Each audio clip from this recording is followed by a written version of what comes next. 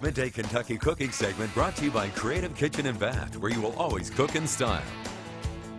Welcome back to Midday Kentucky. I'm Chef Allison Davis here in the Wild Time Kitchen, and we are making a little jam today.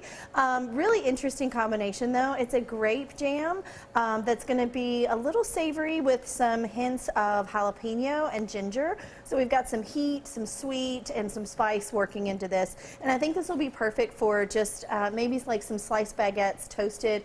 Throw a little goat cheese or your favorite cheese on there and top it with this jam, and it will make for a delicious appetizer or evening starter. So one of the things I'm going to go ahead and start prepping up is I'm going to use fresh ginger in this one. And sometimes people don't really know the best way to peel ginger because it's got all these little knobs and whatnot on it. I use the back of a spoon, and I just run the back of the spoon along the ginger, and it gets into all those little like nooks and crannies, and you can just take that and get that ginger peeled. And then we're going to grate this ginger for our jam. All right. And then we're also going to cut and de-seed our jalapeno, which I'm going to do here in just a minute. But you can see how this spoon here on this ginger just gets right in there, and it's going to work a lot faster and more efficiently and better than just using a peeler personally. And then you are not cutting as much ginger off. If you were trying to do this with a knife, you'd probably be cutting a lot of those knobs off and then just having more waste. So this is just my little trick of getting that skin off, and you can see that we really didn't lose much ginger. We just got the skin off of it. Then for grating, just a nice little grater, we're going to go through and just get some fine grated ginger for this. All right? I like the Microplane brand, but this is another good one that we actually carry here in the store. We have a little retail section that we have just some cooking gadgets, some knives, and we've got a lot of stuff coming in for the holidays as well. So, all right, so we've got some ginger here. We're going to go in and also do a little small dice on our jalapeno. I don't really use gloves when I'm cutting jalapenos now because they're actually not that hot.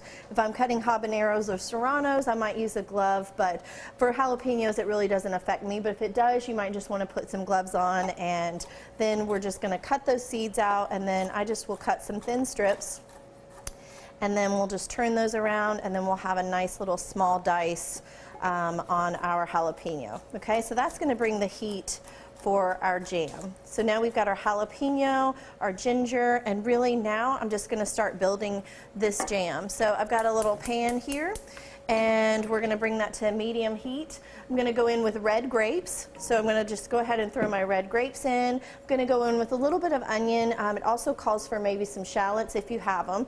I just took a red onion and started to dice it up. We're going to go in with our jalapeno, our ginger. Everything's just going to go into one pot with this one because this is all going to be cooked down. And we're going to add some vinegar, which is going to be our liquid in our jam. And then for me, I kind of like to have just a touch of sweetness, so I'm probably going to add just a touch of honey. In addition to the grapes, as you can see, I'm just cutting up some Granny Smith apple, and I went ahead and peeled those, and we're just going to do a small dice on our apples.